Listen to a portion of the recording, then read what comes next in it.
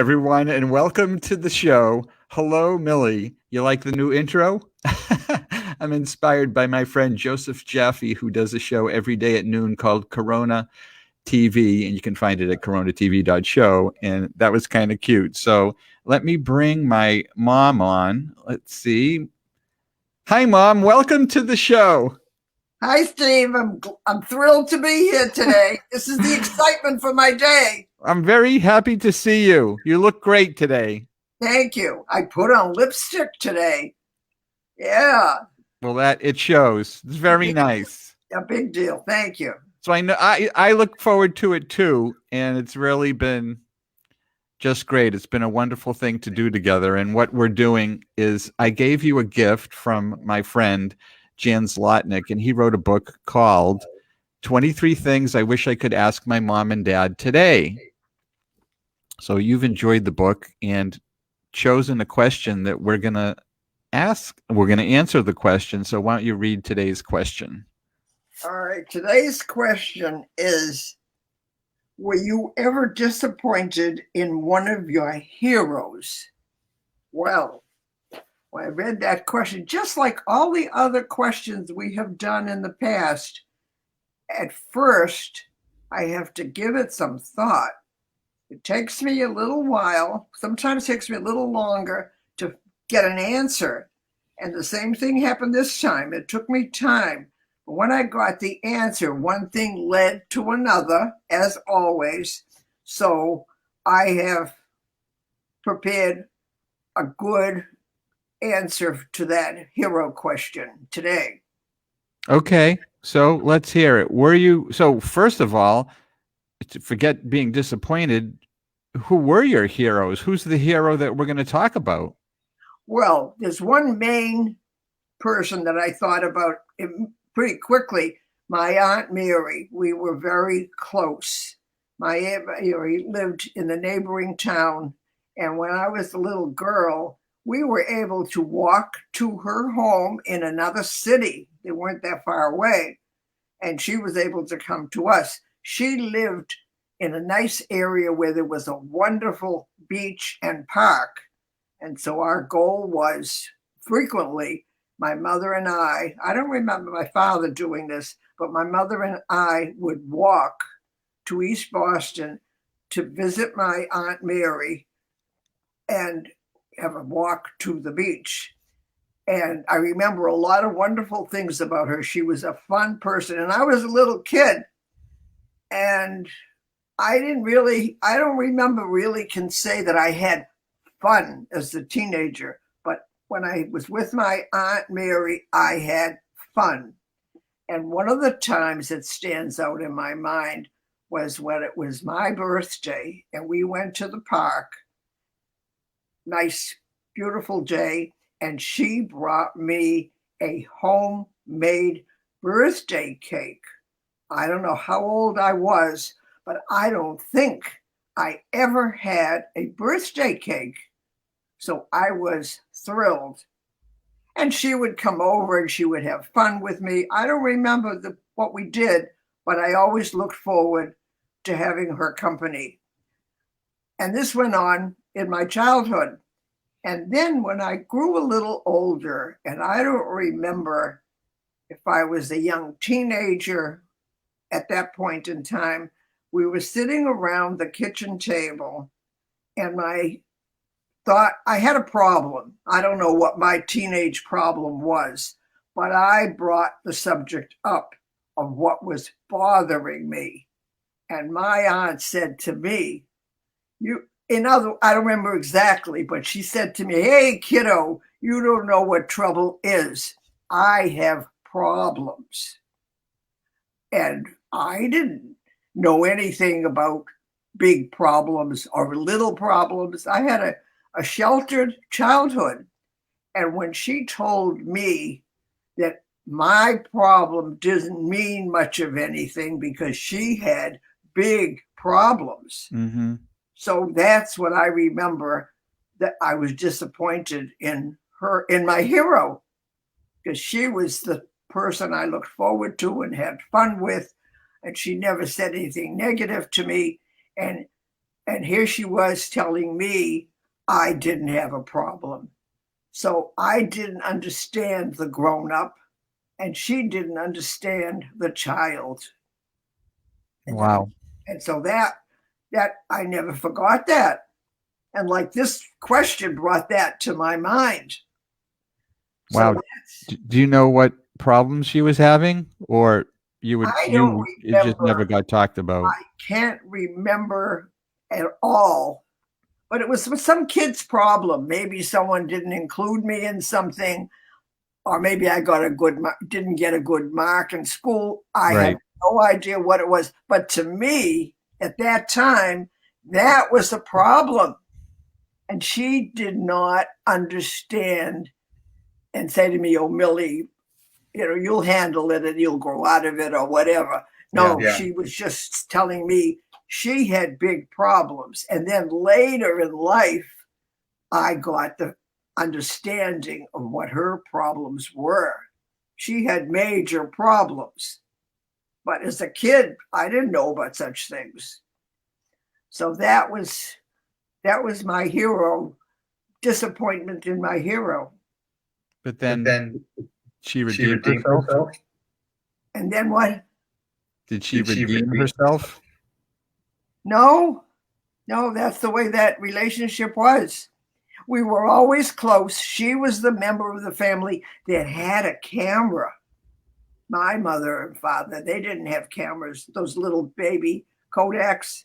And my Aunt Mary would come, and I have a few pictures that my Aunt Mary took of me and my cousin Wilma and my girlfriends. And I never would have had those pictures if it was not for her.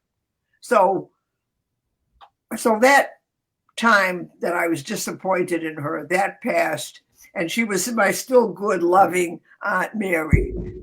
It was okay. That's good. Yeah. So Steve, and who's your hero you were disappointed in? So this question was a tough question for me.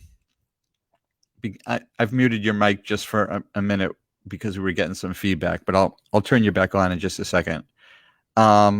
You're okay, Ma. You don't have to do anything. You can hear me, right? I can hear you, but I can't read what the question popped up. No, I just muted your mic for a second because okay. It was making feedback. I'll turn you back on. I'll just tell you how I answered that question. Okay. Okay. So what I said was, so this was tough for me because I never really thought about it, and nothing sprung to mind as who my hero was. So we talked about answering this question a few days ago, and I had to think about this. And so, Carol and I talked about it, and it seems that the person I admired most over the years was Steve Jobs from Apple. Yeah. And for me, it started in 1984 when he came to Boston and he unveiled the Macintosh to the public in front of the Boston Computer Society, which I was a member of. And that presentation was the best presentation I had ever seen in my whole life. I couldn't believe what I was seeing up on stage. He was a master at presenting, and I was so inspired by him. At that time, I was working at a computer store. Myself and a bunch of other members of the Computer Society, we formed the Boston Computer Society Macintosh Users Group. So that was extremely inspiring, and I went on to sell Macintosh computers and get involved in the Computer Society. So this leads me to being disappointed in him a couple of times. I went out to Apple headquarters once, and I met with the head of the iMovie team because I was big in doing video on the computer and figuring out all these things, and I was going to give them feedback on how to make the program better. One thing I remember is I said, you know how many actions it takes to put a video on YouTube? And I had counted them. It was like 12 steps instead of nowadays you click a button and you say, put this video on YouTube. Back then it was, what do you want to do? Save the video, what format? And I sat in front of the guy and I showed him and we clicked and we counted 12 clicks and they agreed that was something that needed to change. So we had a nice time together. Then we went to the cafeteria, and in the cafeteria, I saw Steve Jobs at the next table. And I said, I was all excited. Steve Jobs, I want to go say hi. And the guy I was with said, oh no, you don't approach Steve Jobs. Here, I'll just unmute you for a second. So that I was disappointed in, because the rule was you don't go up and talk to Steve Jobs. Oh my goodness. That was disappointing, because I mean, he was right there and I wanted to talk to him and I couldn't. So I remember the day you went to that meeting and you came home and you were a different person. That meeting made you a whole different person and put you in a strong direction. Oh yeah, that pretty could have changed my life right there. Yes. Yes. I remember that day. Yeah. So then I got involved in the Macintosh users group. And what I did was I became the meeting coordinator, and I scheduled companies to come in and talk to this user group in Boston. And we took over the Mass Art Auditorium, which could have had seating for 500, and it was full once a month meetings. So I had all the different software companies, Microsoft, and they would all do demos, and I would get up there. And since I worked at a computer store, I would bring in new software and do show and tell. And oh my God, I was just in my element and loving it, loved it. And then Apple had Macworld. There was Macworld Magazine, and they had Macworld Convention in Boston, and then they had Macworld Convention out in San Francisco. So the Macintosh Users Group, we took a contingent out to California, and we had a booth, and we showed what we were doing with the users group. And I saw Steve Jobs on the show floor. So I had a chance to go up to him and say hi. So I went up to him and I said, hi, Steve Garfield, Macintosh Users Group in Boston. And so he's like, hi, and off he went. So I was a little disappointed that he didn't really have much interest in who I was. And that was all that was. It was just, that reminds me of when my husband, your father, worked for GE, and Aaron were out somewhere having dinner. It must have been a GE event. And the big guy, and I don't remember his name now, but the biggest guy that was in charge of GE at that time came over to our table, and he said hello to Aaron. And he knew who Aaron was. And I never forgot that. He knew everyone's name. Yep. That's nice. Very nice. So that was his plus. And this guy, that was the second time you had an opportunity. My chance. Yeah. And that's the way he was. Well, I mean, he was a busy guy. But I mean, you would think that he would do a little more than say hi, but I don't know what his day was like. I don't know anything about what happened. So, I don't hold it against him. He was still a brilliant guy. Right. Okay. Yeah. He influenced you in a very positive way. That's a good thing. Yeah. Very good. Okay. All right. Do you want to hear of something about two other people that I thought of that were my heroes that I lost some feelings and understanding for? Okay. When I was in my teens, that was in the 40s, I was hooked on going to the shows, the RKO in Boston, because all the big stars, the orchestra leaders and the singers would come to the RKO. So what I did with my friends, we would skip school because we couldn't get enough of those bands and those singers. We would skip school. Big deal. We went and we knew where the backstage was, where these artists would leave. So we would go backstage after a day seeing the show over and over again to wait for them to come out so we could see them in person and get their autographs. So one occasion was the Andrews Sisters came. We saw the Andrews Sisters, and then we went backstage, and there they were, the three of them. And I don't know which one it was, but she was talking to someone, and I was close to her, and I heard her conversation, and she was swearing. And here I am, maybe 14 years old, and I heard my wonderful performer that I admired was swearing. Well, people didn't, comedians never swore like what goes on today. They say anything, but then you didn't hear anyone say any swear words. So that was one heroic person that I saw in a different light. And the other one was, I also was a fan of a singer with the Glenn Miller Band, and we would go see Glenn Miller and go backstage and the whole thing. But I never did get to see this particular singer backstage. But after some time, he was no longer with the Miller Band, because I used to get the Downbeat magazine. I'm no musician, but I read the magazine. I'd get it whenever it came out because I got to hear and learn about the lives of these singers that I thought were marvelous. Why was that unique that you had the Downbeat magazine? Well, I don't know how many people did it, but I was one that was so hooked. Every little thing that I knew about the band, the drummer, Mo Pirtle was the drummer. I remember the names of the people who played the saxophone and the trumpet, and all. I was really into it. Tex Beneke, I wasn't that thrilled with. Anyway, you were a groupie. I was a groupie with my groupie friends. That was my teenage excitement. And when I read the Downbeat magazine that the singer had left the band, I don't know whether he was fired or he left on his own, but I found out he was an alcoholic.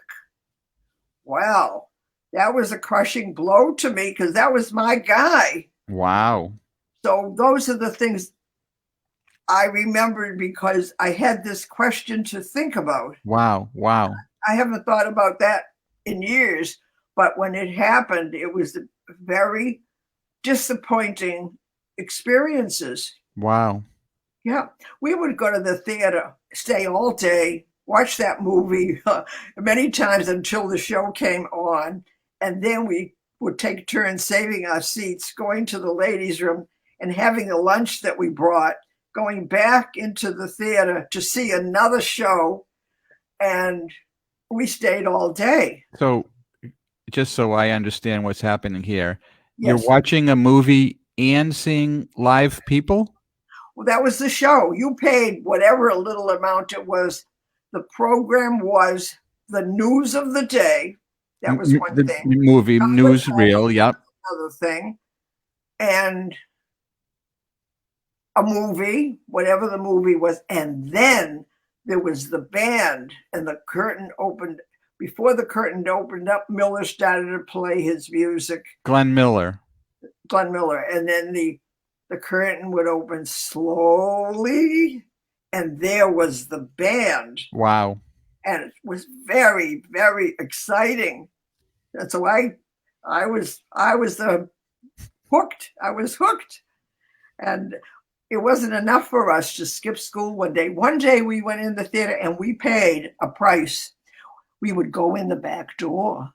They knew, the management had to know these kids were sneaking in, because we paid once and stayed a long time, and then we came another time and we went in through a certain door so we could see them again.